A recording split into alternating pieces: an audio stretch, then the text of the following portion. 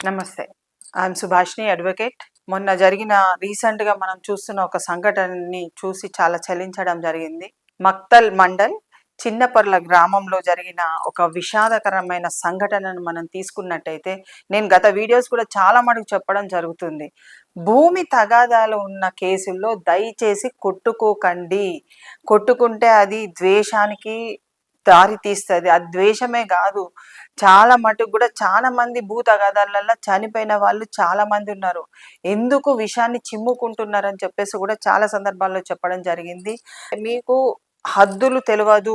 ఈ భూమి నాదే. ఎంఆర్ఓ ఆఫీస్‌లో అప్లికేషన్ పెట్టండి. ఆర్‌డీఓ ఆఫీస్‌లో అప్లికేషన్ పెట్టండి. సర్వేయర్‌ని రప్పించుకోండి. సర్వే చేసుకొని హద్దులు పాటించుకోండి. హద్దులల్ల వీళ్ళు రావద్దు, వాళ్ళు రావద్దని చెప్పుకోండి. సర్పంచ్ ఇన్వాల్వ్‌మెంట్ ఒకవేళ ఉన్నట్టయితే అక్కడ ఉన్న లోకల్ లీడర్స్, పొలిటికల్ లీడర్స్, రాజకీయ నాయకులు ఇన్వాల్వ్‌మెంట్ ఉన్నట్టయిదుంటే ప్రతి ఒక్కరికి ఒక ఒక పౌరురాలి కింద నేను చెప్తున్నాను. ఒక అడ్వకేట్‌గా చెప్తున్నాను.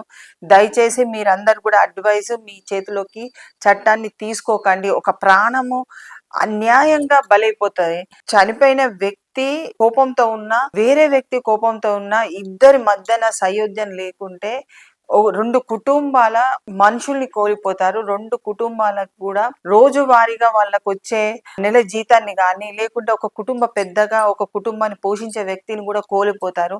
అది మీరు మళ్ళీ తెచ్చి ఇచ్చే అవకాశమే ఉండదు. ఒకసారి మరణించిన తర్వాత మరో వ్యక్తిని ఎక్కడ తెస్తారు? ఏం తెస్తారు? మానవ హక్కుల ఉల్లంఘన జరగడం అన్నది అసలు చాలా విచిత్రమైన విషయము. మీరు ఆలోచించండి. మీ చేతులకు చట్టం తీసుకొని చట్టాన్ని ఏం చేయమని చెప్తున్నారు? చట్టం మీ చేతులకు ఎందుకు తీసుకుంటున్నారు? మీకు అన్యాయం జరిగింది. మీరు లోకల్ పోలీసు స్పందించలేదు.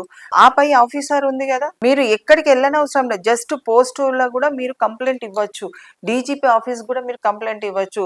కన్సర్న్డ్ ఏసీపీ, డీసీపీ, కమిషనర్ అందరికి ఒక కంప్లెయింట్ ఇవ్వచ్చు. దాంట్లో ఎవరు యాక్షన్ తీసుకుంటున్నారు? పోలీస్ వాళ్ళకి గూడా మా చిన్న రిక్వెస్ట్. అక్కడ ఉన్న సంఘటన జరగకుండా ఇప్పుడు వచ్చేసి అంటే 144 సెక్షన్ విధించడం వల్ల జరిగే ప్రయోజనం పక్కకు పెట్టినట్టయితే డెఫినెట్‌గా పోలీస్ వాళ్ళు ఇక్కడ భూ తగాదా సివిల్ సూట్ అయినప్పటికీ అక్కడ స్థానికంగా బలాబలాలు తీసుకుంటూ వాళ్ళు ఒకళ్ళనొకళ్ళు కొట్టుకుంటున్నారు. It is a criminal act. Police can protect it. ఆ ఇన్సిడెంట్ జరగకుండా ఎవ్వరి ప్రదేశానికి వాళ్ళని పంపించేసి అక్కడికి రావద్దు అని చెప్పే బాధ్యత ఉండొచ్చు. ఒక పోలీస్‌ని ఒక సస్పెండ్ చేయడం మూలాన కంటే ఇంప్లిమెంటేషన్ ఆఫ్ యాక్షన్ అక్కడ రక్షణ అన్నది ముఖ్యము. యాక్షన్ తీసుకుంటున్నారా? ఎఫ్ఐఆర్ చేస్తున్నారా? అన్నది కొంచెం పక్కకు పెడితే అక్కడ 2 గంటల నుంచి ఒక సంఘటన తదేకంగా జరుగుతుంది. అంతమందొచ్చి కొడుతున్నారు. ఒకళ్ళని ఒకళ్ళు కొట్టుకుంటున్నారు. ఒక వ్యక్తి మరణమైండు.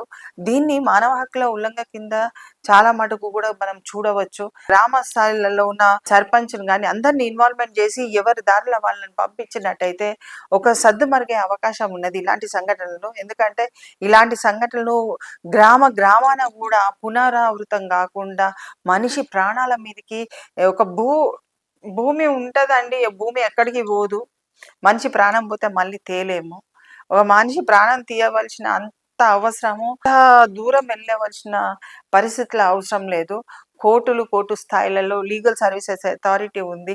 జిల్లా న్యాయ సలహా కేంద్రం కూడా ఉంది. అక్కడికెళ్ళి మీరు పరిష్కార మార్గాన్ని ఎంచుకోవచ్చు. ఇద్దరు పిటిషన్లు పెడితే ఇద్దరు కూడా భూ తగాదా నాకున్నది, నా జాగాలో నువ్వు రావద్దు, నీ జాగాలో నేను రాలేను. మీ మధ్యన ఏమైనా కాగితం ఉందా? ఒప్పంద కాగితం ఉందా? సేల్ డీడ్ ఉందా? ఎవరు కొన్నారు? ఇవన్నీ కూడా పరిష్కారాలకి డబుల్‌గా కొన్నారా? ఆల్రెడీ కొన్న వాళ్ళదే మళ్ళా కొన్నారా? ఇలాంటియన్నీ కూడా చిన్న చిన్న సందేహాలని మీరు వెళ్లి కూడా పరిష్కరించుకోవచ్చు. కాబట్టి భూ తగాదాల్లో అక్కడ ఎవరైనా గాని నిందితులు గాని, బాధితులు గాని ఎవరైనా సరే అంత దూరం వెళ్లి నువ్వేంది నేనేంది పెట్టుకొని కొట్టుకోవాల్సిన అంత అవసరం లేదు. ఒక ప్రాణ రక్షణ అన్నది ఒక చట్టం ఇచ్చిన హక్కు. మన మన ప్రాణాన్ని మనం కాపాడుకోవాలి. ఇతర ప్రాణాలని తీయకుండా చూసుకోవాలనేది చట్టం చెప్తుంది.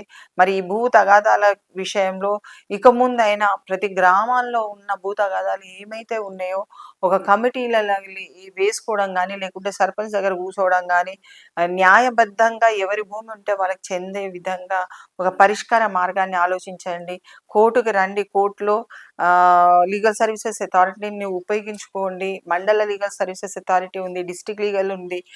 స్టేట్ లీగల్ లీగల్ సర్వీసెస్ మీకు అక్కడ పరిష్కారం జరగట్లేదు, మీకు న్యాయం జరుగుతుంది లోకల్ లెవెల్ అంటే స్టేట్ లెవెల్‌కి కూడా రావచ్చు. తర్వాత నేషనల్ లెవెల్‌లో కూడా ఉన్నది.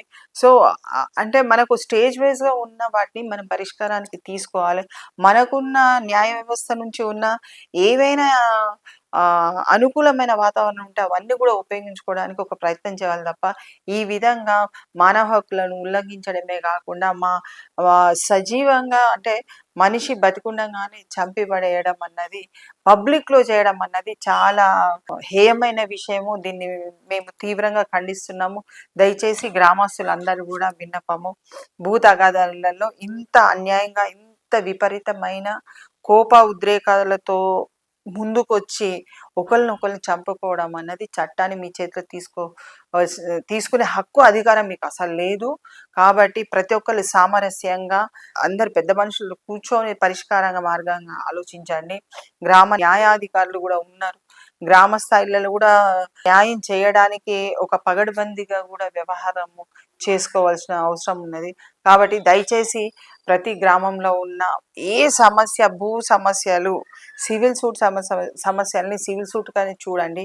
క్రిమినల్ యాక్ట్ ఒక అంటే ఒక క్రమశిక్షతోని చూసుకోండి. కానీ క్రిమినల్ యాక్ట్ తేవడం వల్ల చట్టాన్ని మీ చేతిలోకి తీసుకుంటే మీరు కూడా రేపు జైలుకెళ్తారు. దానివల్ల మీకు ప్రయోజనం ఏముంది? ఇప్పుడు దాంట్లో ఉన్న వాళ్ళందరూ కూడా యావత్ కారాగార శిక్ష పడతది. అక్కడ ఇక్కడ ఎక్స్‌క్యూజ్ లేదు. ఎందుకంటే చంపడం జరిగింది కాబట్టి వాళ్ళందరికి కూడా జీవితకాల ఖైదీ శిక్ష పడతది. మరి మీ పిల్లలతోని, కుటుంబాలతోని ఇంతమంది బతకవలసినోళ్ళు జైల్లో మరికిపోతే బెయిల్ రాకుండా ఎన్నో కష్టాలు ఎదుర్కోవాల్సొస్తది.